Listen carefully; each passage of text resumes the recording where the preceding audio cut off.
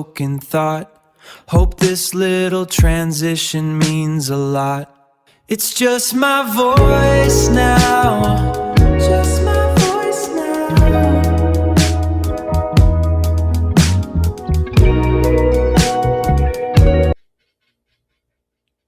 Hello, everyone. Welcome back to Behind the Workflow, the podcast where we celebrate the invisible work that keeps businesses running and occasionally one. Hello, dashboard detectives, spreadsheet survivors, Power BI fans, and everyone who's ever opened a report and immediately said, well, that's not right.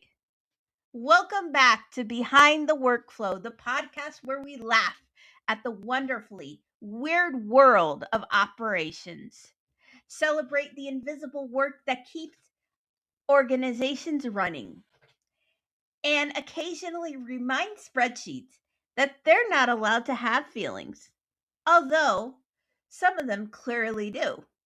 I'm Melissa, business operations professional, workflow detective, and today's episode is a little different.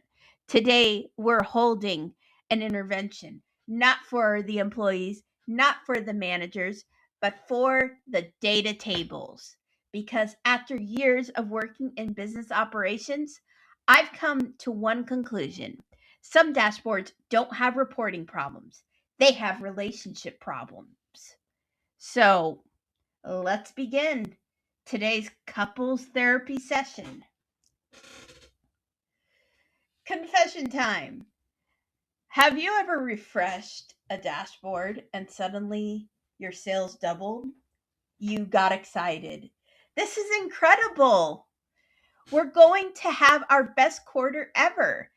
Then you refresh again, and now half your customers disappear. Congratulations, your company is apparently going out of business. You check your formulas, they're fine. You check your filters, they're fine. You start blaming Power BI. Power BI is sitting in the corner. Like, I literally just showed you what you gave me, says Power BI. Poor Power BI. It gets blamed for everything, just like IT does. Most of the time, the dashboard isn't broken. The tables are just refusing to communicate. Welcome to couples therapy. The marriage counselor comes out of the office, meets the clients that are there and says, "Good morning. Please have a seat." So what brings everyone in today? Customer table immediately starts talking. Oh, where do I begin? I've been trying to connect with sales for years, but every time they introduce me, they use a different name. Sales just crosses its arms and says, "That's not true." I call them XYZ. Marketing jumps in and says, "I call them X dot, Y dot, Z dot." Project shrugs and says, "I just call them client 42. Finance quietly says, "I'm still using the customer list from 2020. The counselor slowly removes their glasses. I think we've found our first issue.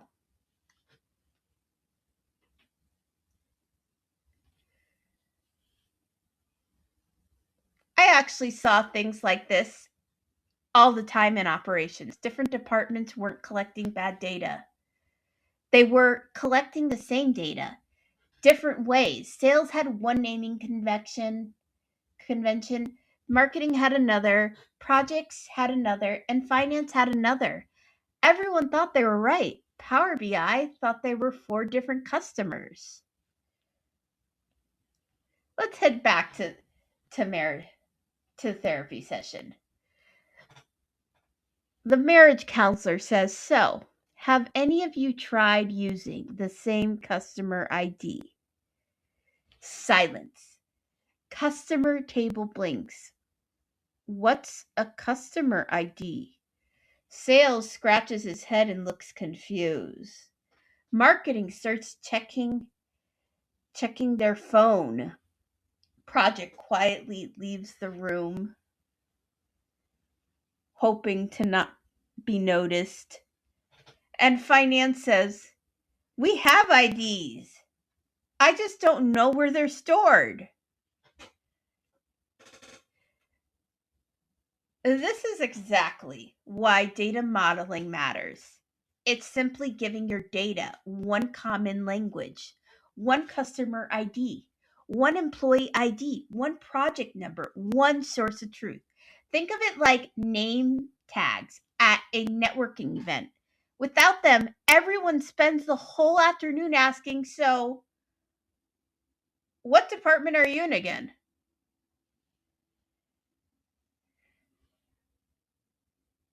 Now, let's talk about something called a star schema. Don't panic, there's no algebra. Nobody has to solve for X. Power BI isn't going to hand out homework. Imagine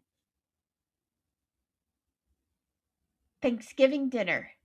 The turkey sits in the middle, everything else goes around it: mashed potatoes, stuffing, green beans, pie.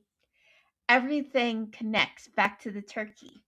Now imagine Aunt Linda decides dessert belongs in the garage.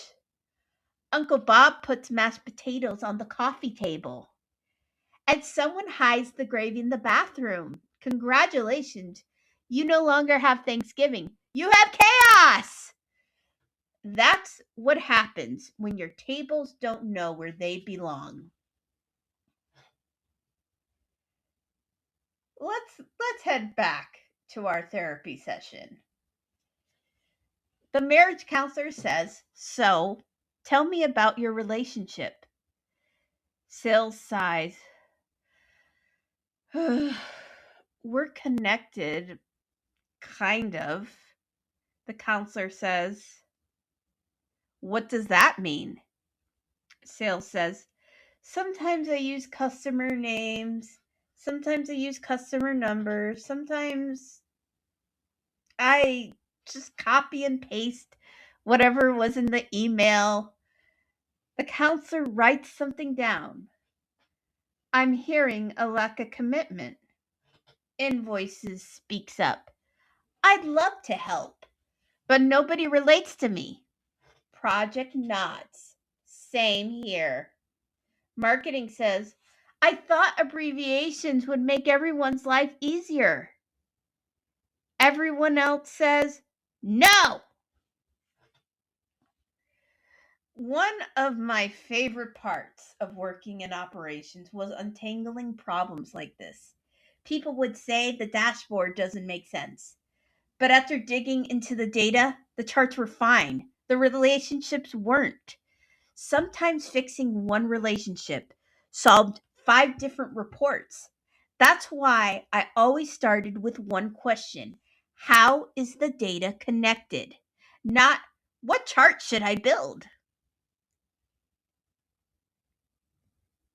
Let's head back to our therapy session.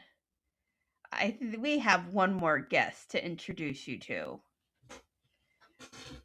The office door opens, and guess who walks in? Power BI. Coffee in one hand, relationship diagram in the other. Power BI looks around the room, takes one deep breath,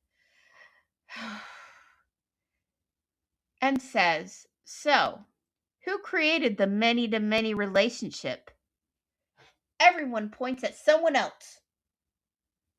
Power BI sighs.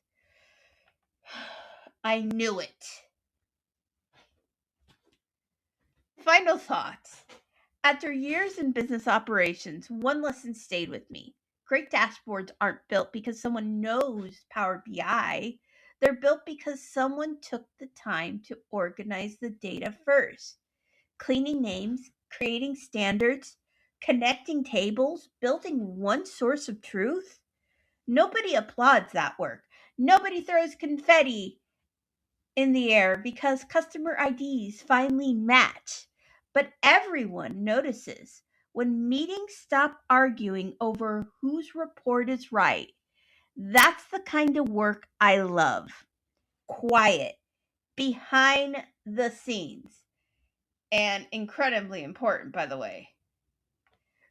So before we wrap up, I want to hear from you. If your data tables went to couples counseling, what would they argue about first? Duplicate IDs, broken relationships, too many to many situations, or would one table simply refuse to communicate? Thanks for joining another episode of Behind the Workflow. Until next time, remember, your dashboard isn't broken. Your tables are just working through some things. See you later. Broken thought. Hope this little transition means a lot. It's just my voice now. Just my voice now.